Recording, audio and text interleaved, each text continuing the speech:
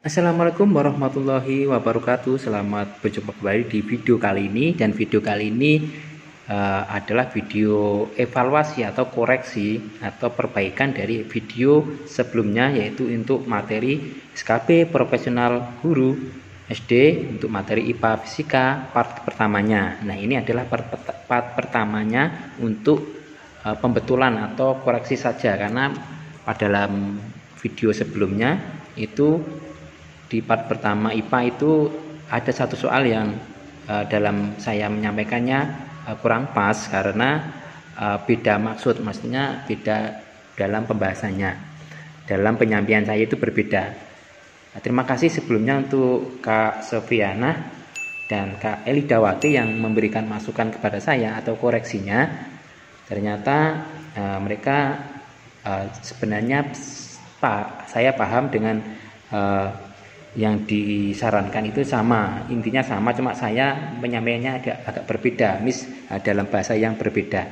Baik, kali ini saya akan membuat koreksi video kali ini tentang materi gaya, dan materi ini adalah saya peroleh dari bocoran dari teman-teman yang sudah tes. Ini ya salah satunya bocoran ini yang dari satu teman saya yang tes pada SKP tahun sebelumnya tentang materi. Kali ini adalah yang saya bahas hanya 3, yaitu gaya, kemudian yang kedua adalah cepat lambat gelombang, dan yang ketiga adalah energi. Baik teman-teman, kita langsung ke pembahasan yang nomor 1. Soal nomor 1, ini soal yang kemarin saya sempat saya koreksi di video kali ini. Apabila massa balok 6 kg, kemudian F1 atau gaya yang bekerja pada F1 ini adalah 8 Newton, kemudian F2 adalah 5 Newton, maka besar dan arah percepatan balok adalah titik-titik. Nah, kita bahas bersama.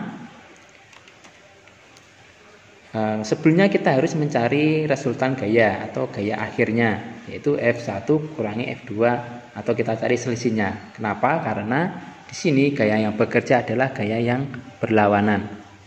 Kalau jika gaya yang bekerja adalah gaya yang searah, sama-sama searah ke kanan semua atau ke kiri semua, maka cara mencari resultan gayanya adalah dengan cara dijumlahkan. Kalau dalam soal yang ini adalah berlawanan gaya, maka kita cari selisihnya. Maka gaya yang paling besar dikurangi gaya yang paling kecil, yaitu 8 kurang 5 sama dengan 3 Newton. Baik, kemudian kita cari nilai tahu besar percepatannya dan arahnya. Kita menggunakan rumus gaya sama dengan massa kali percepatan. Maka di sini percepatan adalah gaya dibagi massa, 3/6. 3 dibagi 6, atau nilainya sama dengan setengah atau 0,5 meter per second kuadrat. Kemudian ke arah F1.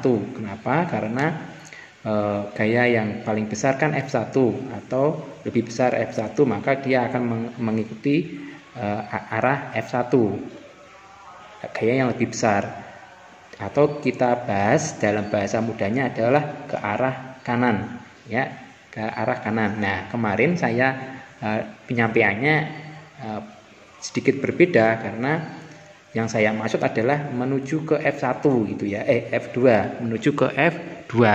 Dalam pembahasan di video sebelumnya, yaitu di sini saya menulisnya F2 karena maksud saya adalah menuju ke F2.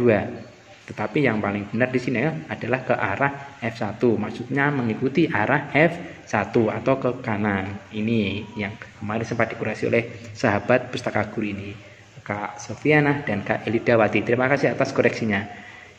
Saya senang sekali. Kemudian kita lanjutkan untuk pembahasan nomor 2. Seorang peneliti mengamati dan mencatat data pergerakan gelombang pada permukaan laut. Didapat data sebagai berikut. Dalam waktu 10 detik terjadi 5 bukit dan 5 lembah. Ya, 5 bukit dan 5 lembah, waktunya 10 detik. Dan jarak antara puncak gelombang pertama dan puncak gelombang kedua itu sejauh 12 meter. Maka cepat lambat gelombang tersebut adalah titik-titik. Baik, kita langsung ke pembahasannya. Tapi terlebih dahulu teman-teman harus paham rumusnya ya. Ini adalah rumus cepat lambat gelombang. Ini F itu adalah frekuensi. Jadi rumus ini banyak sekali. Satu konsep ini nanti bisa dibuat beberapa soal. Ya, ini ya teman-teman. F frekuensi itu N per T. N di sini adalah banyaknya gelombang, T-nya itu waktu. Kemudian yang T di sini periode, bukan waktu tapi periode, T besar. Di T kecil waktu dibagi N jumlah gelombangnya. Jadi hubungannya F dan T itu berbanding terbalik. Artinya kalau mencari F yaitu 1 per T. Kemudian mencari T 1 per F gitu ya. Dan juga untuk V di sini adalah cepat rambat.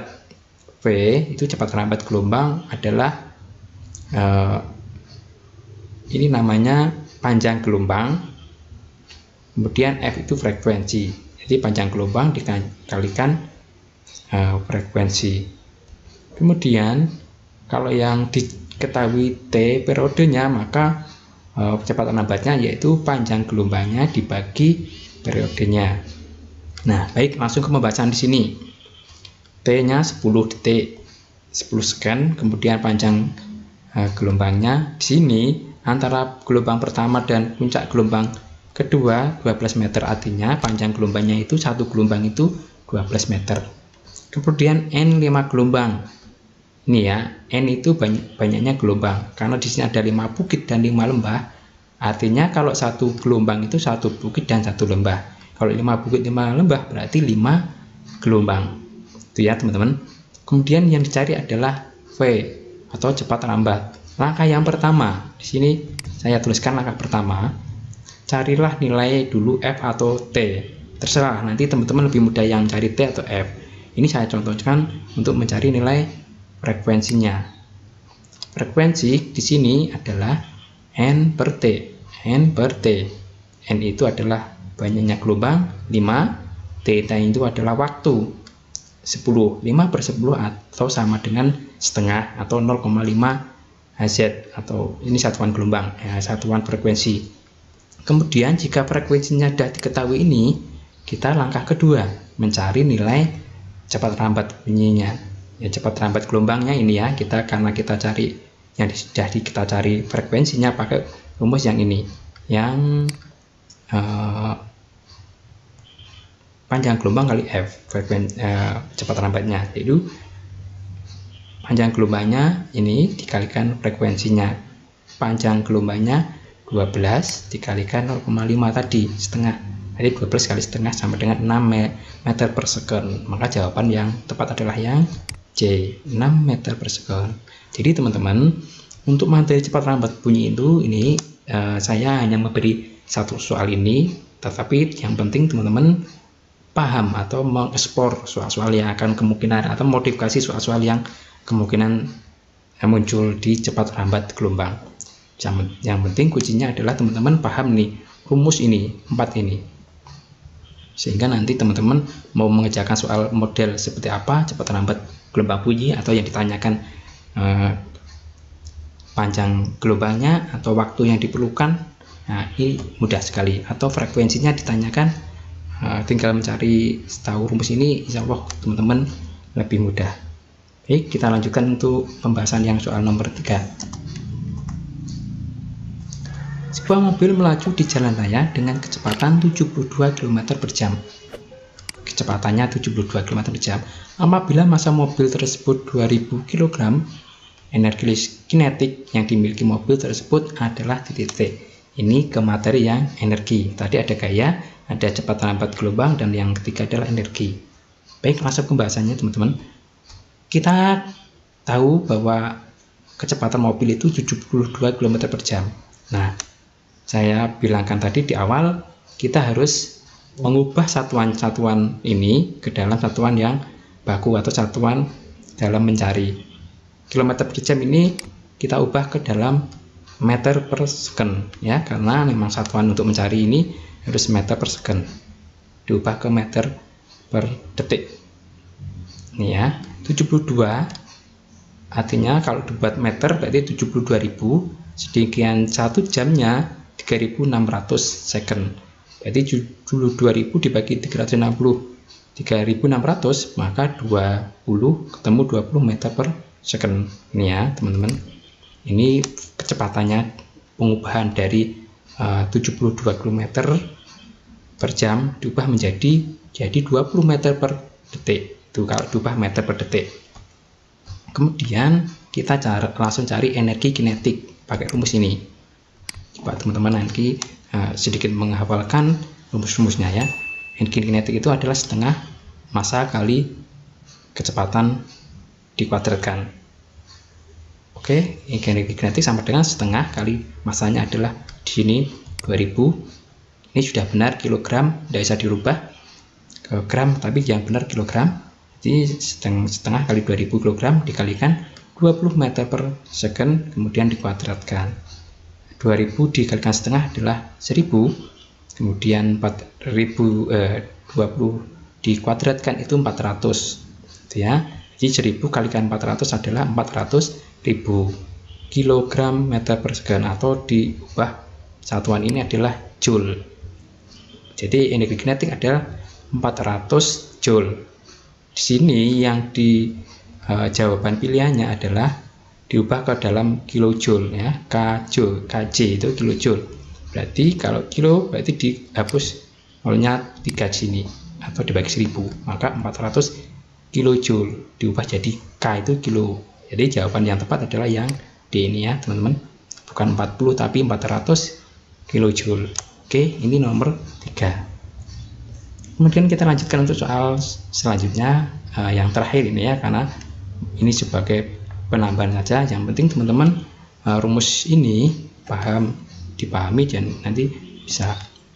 Oke, untuk soal nomor 4. Sebuah batu dilempar vertikal ke atas dengan kecepatan 40 meter per second kecepatan. Jika gesekan udara diabaikan, 0 ya, diabaikan, besar percepatan gravitasi meter per second. Ini percepatan gravitasi, berapakah ketinggian maksimal atau maksimum yang dicapai? Baik, langsung ke pembahasannya. Ini ya teman-teman, kecepatan itu 40 meter per second per detik, kemudian percepatannya adalah G sama dengan 10 meter per second kuadrat. Kemudian yang ditanyakan adalah H maksimal atau tinggi maksimumnya. Maka rumusnya ini. Tinggi maksimum adalah V kuadrat dibagi 2G. V langsung masukkan saja. V-nya adalah 40 dikuadratkan dibagi 2 kali G, percepatan adalah 10.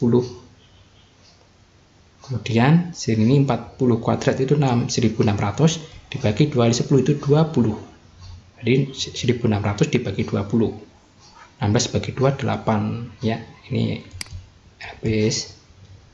Kemudian 80 meter. Ketemunya tingginya berarti tinggi maksimumnya adalah 80 meter. Maka jawaban yang tepat adalah yang B, 80 meter. Nah, ini ya teman-teman untuk pembahasan materi untuk materi profesional IPA, yang khususnya adalah IPA fisika, dan ini adalah yang part pertama.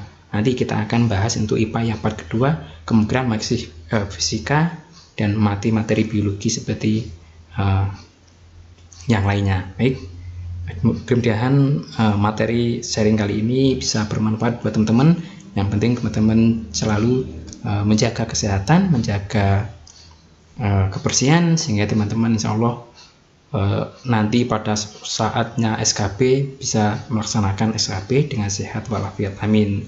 Dan tentu teman-teman bisa menjadi peringkat pertama dan lulus sehingga menjadi ASN di tahun 2020 ini, amin ya rabbal alamin. Baik, terima kasih teman-teman. Jangan lupa jika bermanfaat boleh di share ke teman-teman lainnya. Assalamualaikum warahmatullahi wabarakatuh.